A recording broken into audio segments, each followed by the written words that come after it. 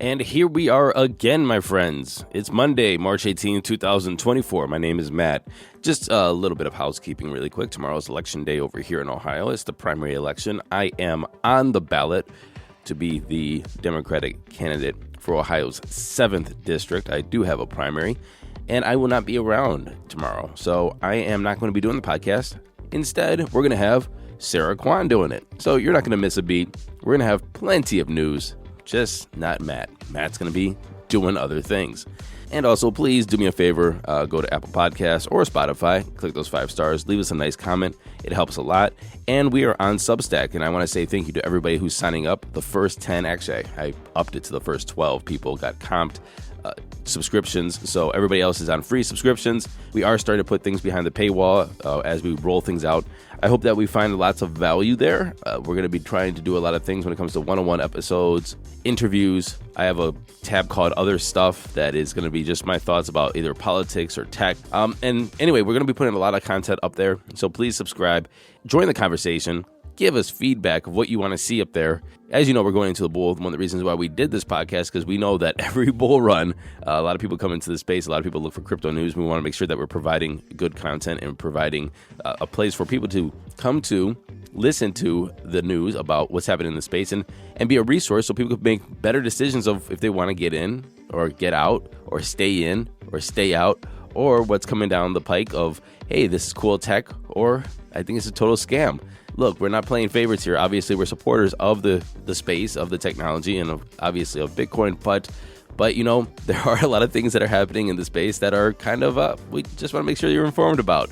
For example, Solana is ripping into the top 4, and it has just surged like to 11% in the past, day. It's the 4th largest cryptocurrency. It passed Binance's BNB. It reached a market cap of $92 billion, which is an all-time high for its market cap. It's not an all-time high for its coin price because of circulating supply. If you add coins to it, you have to have higher market caps to get that one coin price up. Its all-time high was $260 2 years ago. But remember, because coins were added into the ecosystem, its market cap is all-time high, but its coin price is not. Sol has gained 40% in this last week alone. It's on fire. Melt your face FOMO. That's what we're talking about. Melt your face FOMO. And because of this meteoric rise, I'm going to call it meteoric rise, there has been $1 million worth of short contract liquidations in the past hour and more than 12 million in the past day. And I'm going to say this again, do not short in a bull market, especially with crypto. The swings are so big that you really, really have to get lucky. This is not even about skill. This is about luck, because coins can just pop up 10, 20, 30%, like literally in an hour or overnight, and also just wipe you out and then come back up 20%, 30%. So shorting in the bull this is obviously not financial advice, but shorting in the bull is dumb. Don't be dumb. But something else that is kind of dumb, in my opinion, is looking at every meme coin and trying to throw a dart into hit to see which one goes 100x. I mean, that's what happens. You have 2.2 million coins on CoinMarketCap right now, and are they all actually doing something? No. 99.9% of them don't do crap besides just be, either a fun project, which fine, it's a fun project, go ahead, that really has no utility or value or not even work for a company. It's just, hey, put money into this and see who gets it out first. That's a Ponzi-esque kind of scheme, if you will.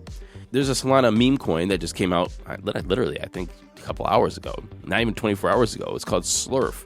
And Slerf was this Solana-based meme coin, and it's had some challenges already. It has effectively lost $10 million of all the first seed capital, or the seed money, or the seed Solana that went into this project. And this is because the dev accidentally burned the $10 million of tokens that he was trying to mint. The dev said, "I am sorry to the people who contributed to the presale. I am sorry to my team who helped me for the past 3 days. I don't see a fix currently. Don't even think it is possible." Well, if you look at their X/Twitter, it was just made, this month. And nobody knows who the dev is, so what do you expect to happen? Anyway, Gary L. Henderson tweeted about an hour ago, or 2 hours ago, that the Slerf founder refunded his 1,050 SOL before burning your tokens. He says PSYOP. I don't know why that's a PSYOP, but it looks like that this dev got that money back. Well, there's been a discussion about this, and He already said why, apparently, to the community. He already said that the 1,050 tokens were part of the starting process to raise the cap. He then got them out because he didn't intend to put 1,050 Solana tokens in presale. You should listen to the space he made. Cheers. Most lost money. I lost 10 Sol, but made 40 until now, trading. Move forward. Gary then replies to this and says, I did listen. He played you all. Bro, if this is a stunt, dude deserves an Oscar. Did you listen to the first space? Gary replied to that, yeah, tears and all. Here's the thing, guys. There's going to be assholes all over the place that are going to try to do this crap. They're just assholes.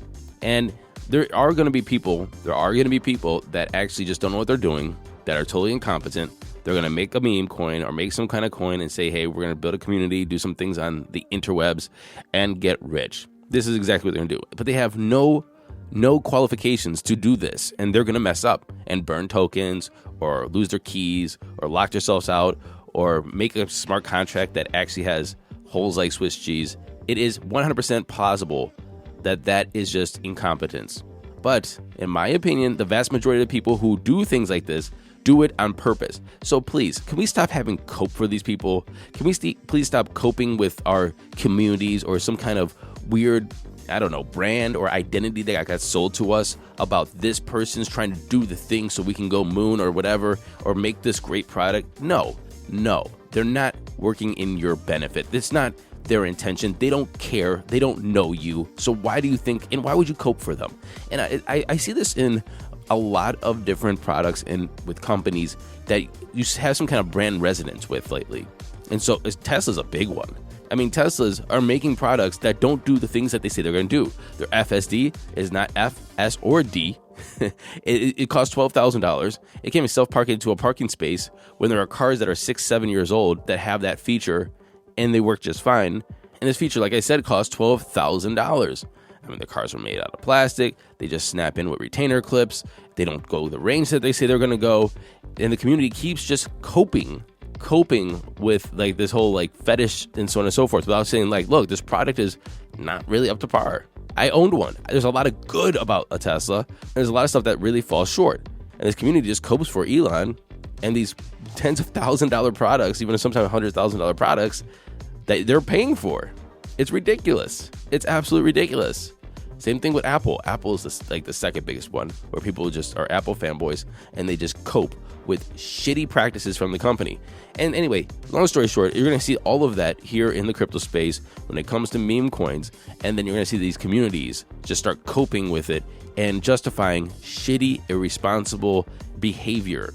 And we can't keep doing that. Sorry, little diatribe. I digress.